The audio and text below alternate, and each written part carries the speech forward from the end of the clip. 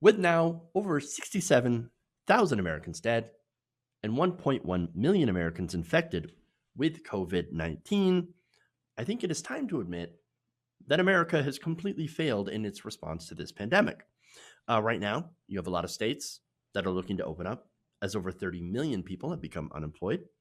America has the most cases of the virus and the most deaths out of any country hit by COVID 19. And yet, here we are claiming that we are number one. We have a president that is claiming that we have the most testing and the fewest number of cases.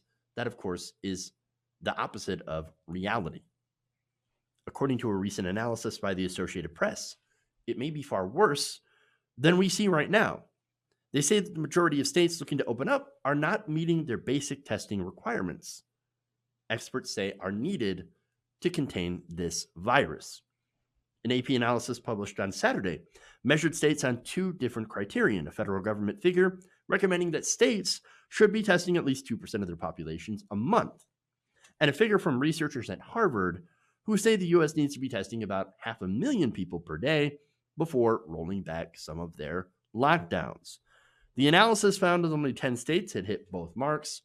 You had 19 that failed both, and the rest have at least failed one metric. The 19 states that failed both testing metrics have unfortunately begun to reopen or ease lockdown measures. They include Georgia, Florida, California, Nevada, Colorado, Washington, Louisiana, and others.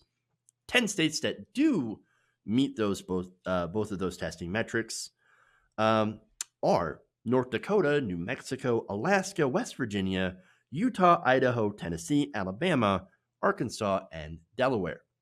So at least we are, of course, testing in some of these areas, which is, look, you have to have aggressive testing in order to be able to quarantine and do contact tracing so that you can make sure that those infected with the virus do not spread it around to other people. So we can stop the virus, kill it dead in its tracks through social distancing. Now, unfortunately, 32 states are not meeting federal government guidelines on the 2% target. 18% states are not, and 23 states are meeting the Harvard recommendations. 27 are not. So you do not have enough testing. We need aggressive testing. And the reason we are not doing enough testing is because we still do not have enough tests. There's not enough protective equipment in hospitals. States are running out of money. Millions of Americans only received a one-time $1,200 check. And rent for May, of course, is already due. I wonder how many people can't afford to pay their rent and will end up being kicked out once states lift the moratorium on evictions, which, depending on the state, could be quite soon within the next couple of months. You have over 4,000 meat packers in the food industry that are sick with COVID-19 that endangers, of course, the food supply. You have essential workers getting less pay than people on unemployment who are at the most risk. Now, I agree that people should get that extra $600 benefit. However, you should also have higher pay, hazard pay, for people that are out there working.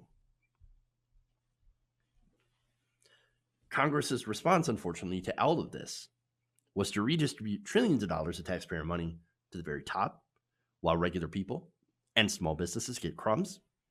This is a failure at every single level. You have politicians who are too worried about winning ideological battles than helping regular people. You have Nancy Pelosi bragging about her ice cream in front of her very expensive refrigerator, while Mitch McConnell orchestrates the biggest heist of taxpayer funds in the history of the United States. And you wonder why people are getting angry. Amazon and Instacart workers are, of course, took part in a gigantic May Day strike because they're not being taken care of despite being considered essential. You have all these problems, and you've got, I don't know, nobody in charge wanting to do anything about it. I would love to hear how Joe Biden is going to ensure 30 million Americans without their employer-sponsored health care are going to be able to afford their medications, to afford to go to the doctors once they're able to do so.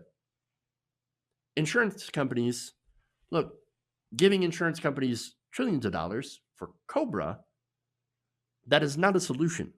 You still have copays, premiums, and deductibles for people who qualify for Cobra. I would love to hear anyone explain how we're not going to end up in a full-blown depression once this thing is over, when people are not going to have money to do anything. Who's going to say if anybody actually wants to go back out there when they open it up? Especially since the doctors, medical professionals, and experts are saying that it's not safe to go out there. Right now, most Americans support stay-at-home orders. It's a very small group of angry protesters, bankrolled by right-wing billionaires, that are making the most noise when it comes to the anti-lockdown protests, and are really only demonstrating in Democratic states, whereas Republican states that are doing testing and lockdowns, protests are seemingly absent. Very strange. Very strange indeed. At this point, it's really difficult to look at America and not conclude that we are not a failed state. It's not because of Donald Trump. I mean, certainly he plays a pretty big role in the current state of this crisis, and he could have done a lot more. It's been estimated that up to 90% of the deaths that have occurred are due to the administration not acting soon enough and taking this crisis seriously. However, for a long time, we have flirted with the edge. All it takes is one deeply incompetent leader and a national crisis to reveal the precarious position that we have always been in. Now the truth is here, the masks have fallen, and everybody can see that the old ways are not working and haven't been working for some time. The question is now, what are we as Americans going to do about it? Hey guys, hopefully you enjoyed that free video. Now I'm going to have to ask you a favor. Between the demonetization and the YouTube algorithm messing around with view counts, etc., we're having a hard time adjusting to the new YouTube reality, which is where you guys come in. See, we have a Patreon, patreon.com/TYTNation, set up to help us rely on you guys, the viewers, instead of big corporate ads. Look, you know the show. You know I'm not in favor of big corporations anyway.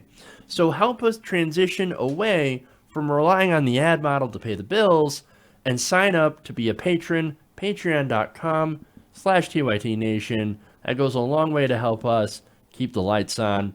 And you guys will know that you're supporting independent, progressive media.